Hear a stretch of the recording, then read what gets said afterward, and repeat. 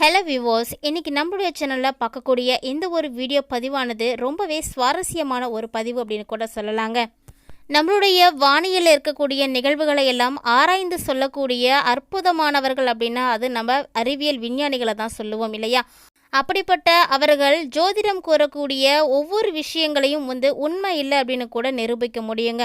அந்த வகையில் தான் அறிவியல் விஞ்ஞானி கலீலியோ ஒரு சில விஷயங்களை உண்மை இல்லை அப்படின்னு நிரூபிச்சிருக்காரு.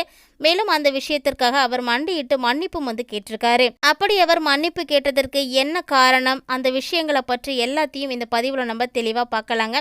வீடியோக்குள்ளே போகிறதுக்கு முன்னாடி நீங்கள் இன்னும் நம்மளுடைய சேனலை சப்ஸ்கிரைப் பண்ணாமல் இருக்கீங்க அப்படின்னா மறக்காமல் சேனலை சப்ஸ்கிரைப் பண்ணிக்கோங்க. கூடவே பக்கத்தில் இருக்கிற பெல் ஐக்கானையும் கிளிக் பண்ணிக்கோங்க. அப்போ தான் நாங்கள் போடக்கூடிய வீடியோக்கள் எல்லாமே உங்களுக்கு நோட்டிஃபிகேஷனாக உடனுக்குடன் வந்தடையும். நீங்களும் பார்த்து பயன்பெறலாம். இப்போ வாங்க வீடியோக்குள்ளே போகலாம். 1500 ரூபாய் மதிப்பு கொண்ட ஒரிஜினல் கருங்காலி மாலை நம்ம கிட்ட 1100 ரூபாய் மட்டுமே. பாலிஸ்டர் மாலையும் நம்ம கிட்ட இருக்கு. 8 mm பாலிஸ்டர் மாலை வேணும்னா 1400 ரூபாய் வரும். கேஷ் ஆன் டெலிவரி நம்ம கிட்ட கிடையாதுங்க. ரொம்ப நம்பகத்தமையா தினமும் பாத்தீங்கன்னா நிறைய பேர் வாங்கிட்டு இருக்காங்க. மாலையிலேயே பல வகை இருக்குங்க. ஃபர்ஸ்ட் குவாலிட்டி மாலை இந்த ரேட்டுக்கு உங்களுக்கு எங்கேயுமே கிடைக்காதுங்க. கான்டாக்ட் 88 70 10 75 27. ஆட்சியானது நடந்து கொண்டிருந்த 17ஆம் நூற்றாண்டினுடைய காலகட்டத்தில் பைபிள் மற்றும் கிறிஸ்தவ நம்பிக்கைக்கு மாறான கருத்துக்களை கூறக்கூடிய அறிவியல் கோட்பாடுகள் மத நிபந்தனை அப்படின்னு சொல்லி தண்டிக்கப்பட்ட காலகட்டமாகவும் காணப்படுதுங்க.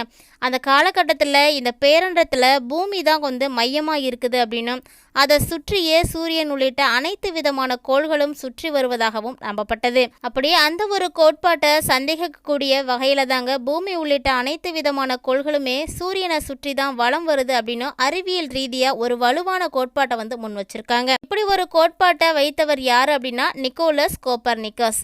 அதை தன்னுடைய தொலைநோக்கி மூலமாக வான்பொருட்களை எல்லாம் ஆராய்ந்து உண்மை அப்படின்னு நிறுவியதாங்க கலீலியோ கலிலி. அதற்காக அவர் மீது மத நிபந்தனை வழக்கானது போடப்பட்டதாம். அந்த வழக்கு விசாரணையில் என்னதான் நடந்தது, கலீலியோ மண்டியிட்டு மன்னிப்பு கேட்டதற்கான காரணம் என்ன, அப்படி ஒரு நிலைக்கு கத்தோலிக்க திருச்சபையால் தள்ளப்பட்டது ஏன் அப்படின்றத பற்றி தாங்க இப்போ நம்ம தெளிவாக பார்க்க போகிறோம்.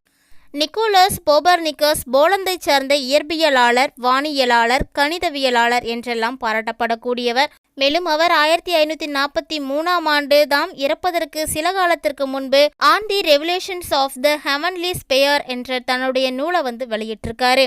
அந்த நூல் அதிர்வலைகளை எல்லாம் தற்போது ஏற்படுத்தி வருது அப்படின்னு தாங்க சொல்லணும். அது பரவலாக கத்தோலிக்க திருச்சபையால் ஏற்றுக்கொள்ளப்பட்ட மிகப்பெரிய டாலிமி அப்படின்றத முன்வைத்து பூமியினுடைய மையம், அதை சுற்றியே சூரியன் மற்றும் வான்பொருட்கள் எல்லாம் வருது அப்படின்னு கோட்பாட்டை உருவாக்கியிருக்கு. இது குறித்து கெரிகோரி டபிள்யூ டால்ஸ் தனது கலீலியோ மாற்று அறிவியலுக்கு மதத்திற்கு இடையான முரண்பாடு என்ற நூலில் ரொம்பவே விரிவாக கூறியிருக்காரு. மனிதர்கள் வாழ்ந்த பூமியை மையமாக வைத்து சொல்லப்பட்ட கோட்பாட்டை ஏற்றுக்கொண்ட திருச்சபையால் விண்ணில சுற்றி கொண்டிருக்கக்கூடிய பல வான்பொருட்களுடைய சேர்ந்து பூமியும் ஒன்று அப்படின்ற கோட்பாட்டை ஏற்றுக்க முடியல. ஏன்னா இந்த கோட்பாட்டில் பூமி தனித்துவமானது நிலைநிறுத்தப்படலை அப்படின்றதாங்க உண்மையான விஷயம். அதனால் அவரது புத்தகமானது தடை செய்யப்பட்டதுன்னு கூட சொல்லலாம். மேலும் கோப்பர்னிக்கஸ் கோட்பாடு அளவில் நிகழ்த்திய இந்த கண்டுபிடிப்பு தாங்க பின்னாளில் கத்தோலிக்க ஆட்சியில் கலீலியோவை வரலாற்று பிரசித்தமான ஒரு வழக்கில் சிக்க வச்சிருக்கு. அந்த வழக்கின் விவரங்களுக்குள்ள செல்வதற்கு முன்பாக கோப்பர்னிக்கஸின் கோட்பாடுகள் அப்படின்றதெல்லாம் என்னென்ன அப்படின்றத முதல்ல தெரிஞ்சுக்கலாம். அதாவது பூமியை மையமாக வைத்து நம்பப்பட்ட எகிப்திய பார்வையானது டாலிமி முன்வைத்த பூமியை சுற்றி வரும் கோள்களுடைய கோட்பாடு, கோப்பர்னிக்கஸ் முன்வைத்த சூரியனை சுற்றி வரும் பூமியும் பிற கோள்களும் என்ற கோட்பாடும் தாங்க. இதை அறிந்த ஜோதிடம் சொல்லக்கூடிய ஒவ்வொரு விதமான வக்ர திசைகளும் தவறு என கண்டறிந்தார் கோப்பர்னிக்கஸ். இந்த கோப்பர்னிக்கஸுடைய காலகட்டத்தில் பூமி நிலையானது என்றும் அதை சுற்றி சூரியன், நிலா உள்ளிட்ட 7 கோள்கள் சுற்றி வருவதாகவும் டாலமி முன்வைத்த கோட்பாடு ஏற்றுக்கொள்ளப்பட்டது. ஆனால் தமிழில் சொல்லக்கூடிய வக்ர திசை என்பது அந்த கோட்டில் ஓர் இடராக துருத்தி கொண்டே இருந்தது அப்படின்னும் இதற்கு பல காரணங்கள் சொல்லப்பட்டாலுமே கூட அவை எதுவுமே அறிவியல் பூர்வமான விளக்கத்தை முழுமையாக கொடுக்கல அப்படின்னும் சொல்லியிருக்காங்க. ஆனால் கோப்பர்னிக்கஸ் சூரியன் தான் பூமி உள்ளிட்ட அனைத்து கோள்களுக்கும் சுற்றுகின்றன என்பதை உறுதி செஞ்சார். அதை எப்படி அப்படிங்கிறத புரிந்து கொள்ள நம்ம ஜோதிடத்தை உதாரணமாக எடுத்துக்கலாங்க. அதாவது ஜோதிட ரீதியாக பார்க்கையில் வக்ர திசை என ஒன்று காணப்படுது. அதாவது அனைத்து கோள்களுமே கடிகார முள் சுற்றும் திசையில் வலப்பக்கமாக சுற்றி வரக்கூடிய நிலையில் நிழல் கிரகங்களான ராகுவும் கேதுவும் அதற்கு எதிர்ப்பக்கமாக இடப்பக்கத்தில் நகர்ந்து 12 ராசிகளை வந்து கடந்து வரும் அப்படின்னு சொல்வதுண்டு. இதைத்தான் நம்ம ஆங்கிலத்தில் ரெட்ரோகிரேட் அப்படின்னு வந்து குறிப்பிடுவோம். பூமியை நிலையாக கொண்டு மற்ற கோள்கள் அதை சுற்றி வருவதாக வைத்துக்கிட்டோம் அப்படின்னா அதை அறிவியல் பூர்வமாக முழுமையாக விளக்க இயலவில்லை என்பதே கோப்பர்னிக்கஸ் வந்து கண்டுபிடிச்சிருக்காரு. இதே போல சூரியன் மையத்தில் வைத்து பூமி உள்ளிட்ட அனைத்து விதமான கோள்களுமே சூரியனை சுற்றி வருவதாக ஒரு மைய கற்பனையானது கணக்கிடும் பொழுது பூமி மற்றும் இதர கோள்களின் வானியல் செயல்பாடு குறித்த துல்லியமான புரிதல் வந்து கிடைப்பதை வந்து அவர் வந்து கண்டுபிடிச்சாரு. இந்த வகையில் போலந்தில் நிக்கோலஸ் கோப்பர்னிக்கஸ் பிறந்த ஊரில் அவருக்காக நிறுவப்பட்ட ஒரு சிலையை பூமியில இருந்து பார்க்கும் பொழுது சில வேளைகளில் செவ்வாய், வெள்ளி போன்ற கோள்கள் ஆண்டினுடைய சில தருணங்களில் பூமிக்கு வரும்பொழுது அவை பூமிக்கு எதிர் திசையில் சுற்றுவதை போன்று தோற்றம் அளிக்குமாம்.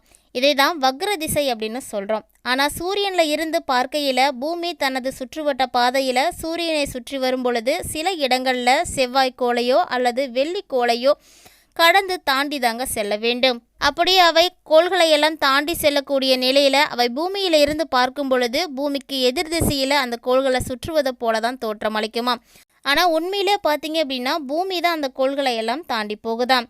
ஆகையால் வக்ர திசை அப்படிங்கிறது பூமியிலிருந்து பார்க்கும் பொழுது நிகழ்வதாக தெரிந்தாலும் கூட உண்மையில் அப்படி ஒன்று நடப்பதே கிடையாது அப்படின்னு சொல்கிறாரு விஞ்ஞானி வெங்கடேஷன். இதையே கோப்பர்னிக்கஸும் கண்டறிந்து தன்னுடைய the revolution of the heavenly of spheres என்ற நூலில் வந்து கூறியிருக்காரு. இதற்கு பிறகு கலீலியோவினுடைய கண்டுபிடிப்பு 1609ஆம் ஆண்டில் இருந்து தன்னுடைய புதிய உருவாக்கிய தொலைநோக்கியின் வாயிலாக வந்து வான்பொருள்களை வந்து இவரும் வந்து ஆய்வு செய்ய தொடங்கியிருக்காரு. அப்போது அவர் அவதானிப்புகள் கோப்பர்னிக்கஸின் கோட்பாடுகளில் எல்லாம் ஒத்துப்போவதை வந்து கண்டுபிடிச்சாரு. அவர் ஆய்வின் போது தமிழில் வக்ர திசை என சொல்லப்படக்கூடிய ஆண்டினுடைய ஒரு காலகட்டத்தில் கோள்கள் பின்னோக்கி செல்லக்கூடிய செயல்முறையில் வரும் அப்படின்னும் சொன்னாருங்க.